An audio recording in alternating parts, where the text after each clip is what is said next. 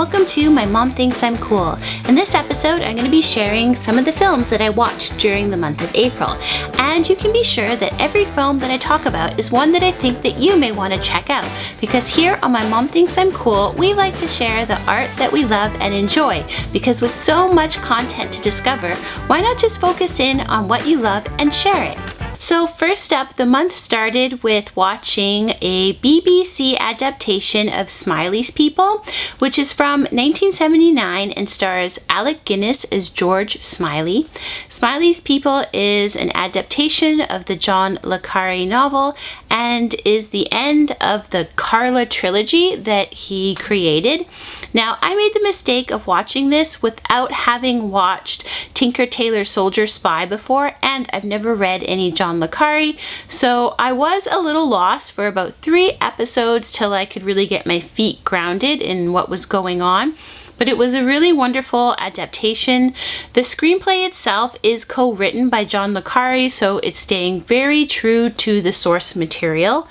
I enjoyed Alec Guinness's portrayal of the character George Smiley, but what really made this series go beyond just good is the attention to how they cast all the minor characters.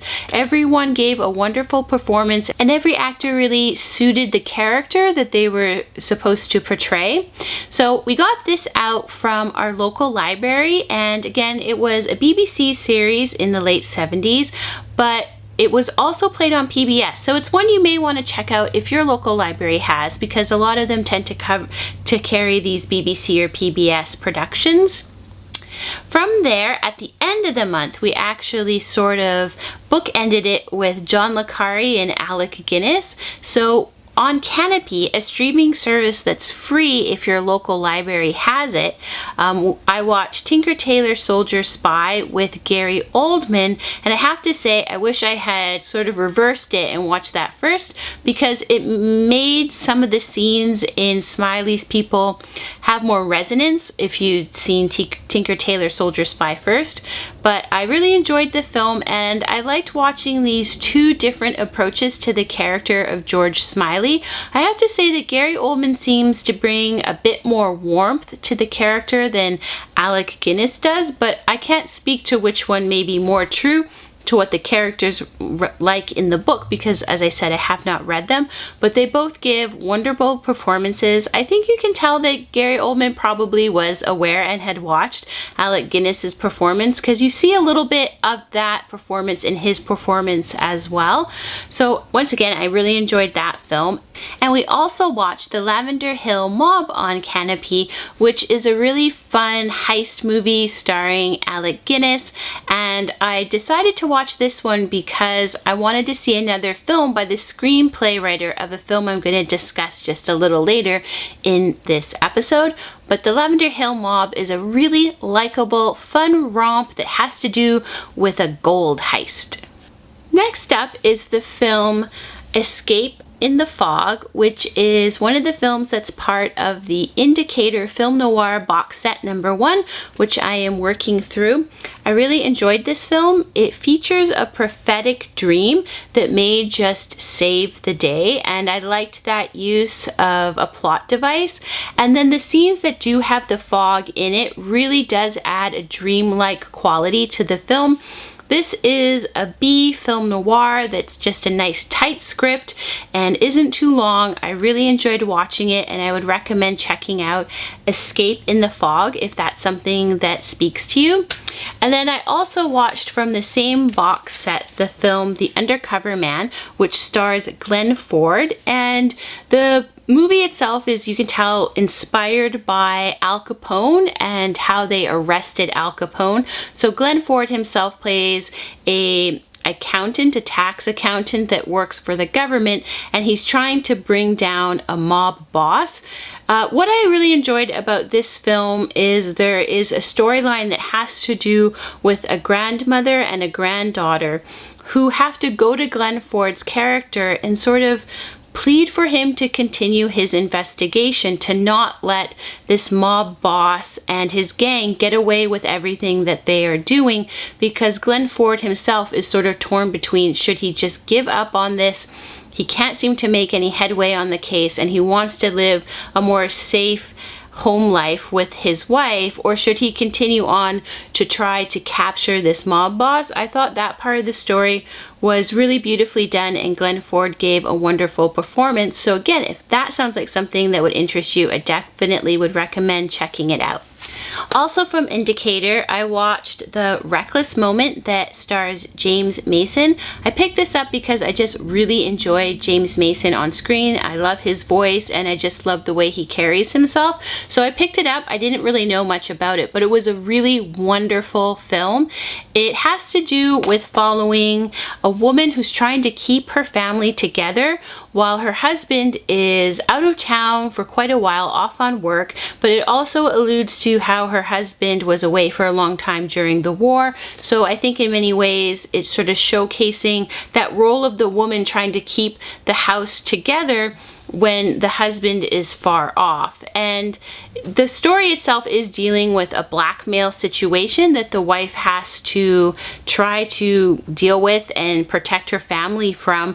But at the same time, she's being pulled in many directions because she has her kids at her and she's trying to, you know, think about dinner and all those sort of things. And it was interesting because when I was watching the film with my honey bunny, there was a point where they literally said, oh my gosh, can't they just leave the woman alone? Because the film does a really good job of sort of just slowly bringing up that tension and anxiety of this woman being pulled in all these different directions. So I really enjoyed The Reckless Moment and I would really highly recommend it. And this edition from Indicator is fantastic. Also from Indicator, I watched Night of the Demon. Now I'd seen this movie before, but I had only previously seen the US cut of it. So this time I watched the UK cut, which is definitely superior to the US cut. One of my favorite scenes in the film has to do with a seance scene, and the US really cuts down on it, but in the UK you get to see a longer version of the seance scene, which I think is wonderfully done. Also, there's a scene that's totally cut out of the US version that has to do with the main protagonist having to visit the family of a man who's been accused of murder. And it is really interestingly shot and done. It's a family that you can tell is more religious and perhaps superstitious, and the main protagonist is someone who likes to try to debunk anything that has to do with the supernatural, but he's been having some weird things happen to him. So it's an interesting tension that happens when he comes to meet this family. It's a brief scene, but I think a really powerful scene, and I'm really happy that I now have a version that I now own the version that has those in them. The film itself does have a lot to do with the supernatural and a magic cult, and I just think Night of the Demon is a really fun film, and if you like that sort of genre, you should definitely check it out. Next up, I finished up the films in the Nikatsu Diamond Guys Volume 2 disc set that has 3 films. I had watched Tokyo Mighty Guy in March, but in April I finished watching With Danger Pays and Murder Unincorporated, which starred Joe Shishido, and I really enjoyed both of them. I enjoyed this whole set and I would definitely highly recommend it. They're more like fun romps of films. There's a lightheartedness to a lot of them. Some of them have a bit of an irreverent take on the Yakuza film genre of Japan, and I really enjoyed Murder Unincorporated. It's more of a comedy, and while I realize that I'm probably not getting all the jokes, because from what I understand there's a lot of wordplay that doesn't necessarily translate, still overall I just found it like really fun, and there's a lot of fun physical comedy in it. Next up is another film that was in the Indicator Film Noir box set number 1, and it's The Garment Jungle.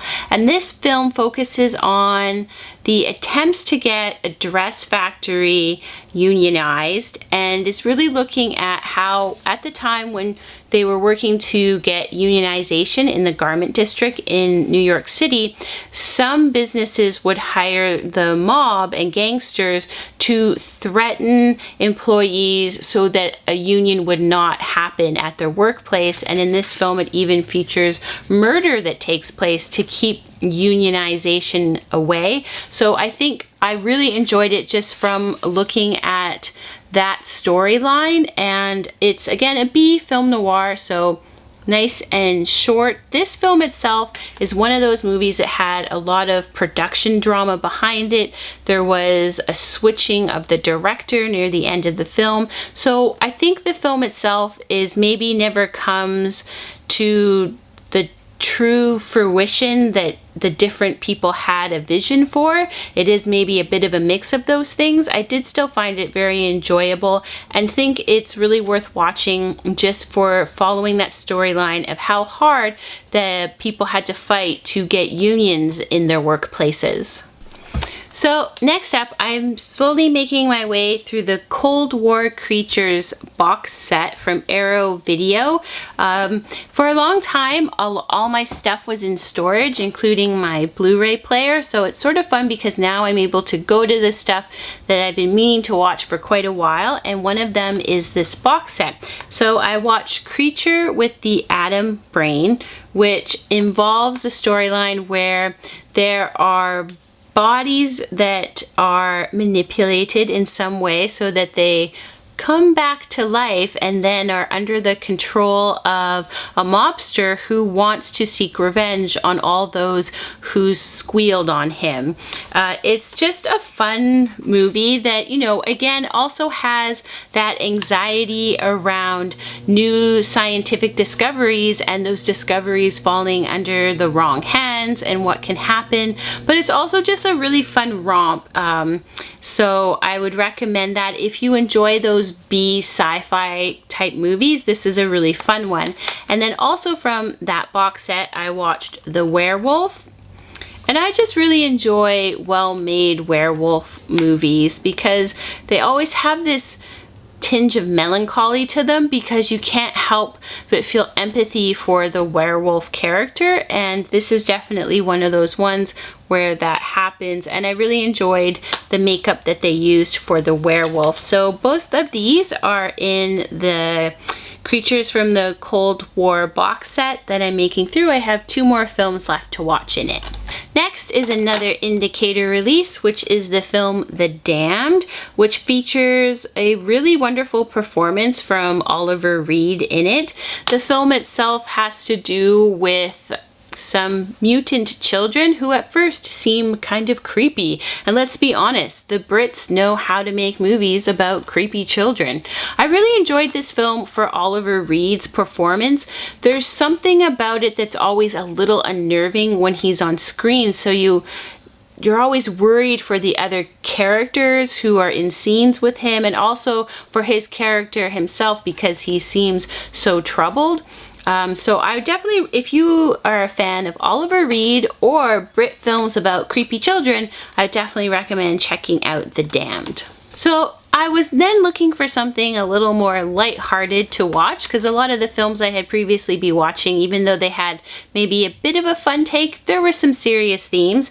I turned to pulling off of this shelf What's So Bad About Feeling Good, which stars Mary Tyler Moore and George Peppard, and this was just a really fun film.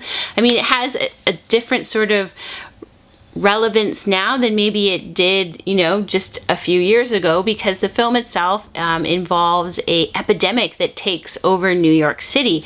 But this virus has you feeling good, and it's interesting to look at who is against the idea of people feeling really good and what are the repercussions of people feeling good. It's fun to watch because it has a more fun, lighthearted tone with a virus taking over a large city. But of course, it's also interesting to watch the reactions to people when they hear that this virus is taking over, and then how the city and the government deals with a large epidemic taking over New York City. I really enjoyed Mary Tyler Moore's performance in it, and another part I really enjoyed of the film is that it does feature a little bit of a satire at looking at art characters, those characters who think that they have truly figured out the meaning of life and how to live, but it's really just a lot of navel gazing and being self-centered, and I just really enjoyed that take on it as well. So I really recommend checking out What's So Bad About Feeling Good when you want something lighthearted and fun to watch. And then lastly, I am also making my way through the John Ford Indicator box set, and this month I watched Edward G. Robinson in The Whole Town's Talking. Loved it, super fun, and you get two Edward G. Robinsons in this film. He plays a character who's just tends to be very shy and keeps to himself, who just happens to look identical to a mobster who is also played by Edward G. Robinson and is more the character we often associate with the actor. And it was really fun seeing the two personalities play off of each other in scenes that they're together. And I thought Edward G. Robinson gave a really wonderful performance. The film also features Jean Arthur, and she's just a delight in all the scenes that she's in. I really like the way she plays with her dialogue. She just has a really unique presence that I enjoy watching on screen. And the film itself really handled playing with the tones of the film really well, because at some points it does get quite serious and dark, but then there's also a really light-hearted take and some comedy in it. And John Ford's really able to switch between those tones really well without it ever feeling too jarring in the film or feeling cohesive. And that is also something that is on display in the film's Gideons Day, which is also a part of the box set. And this film follows 24 hours in the life of a man who works for Scotland Yard. So it begins with him in his home life, and you see his home life showing up throughout the day, but also has to deal with the grisly facts of his job, which is having to solve grisly murders and try to stop stop robbers.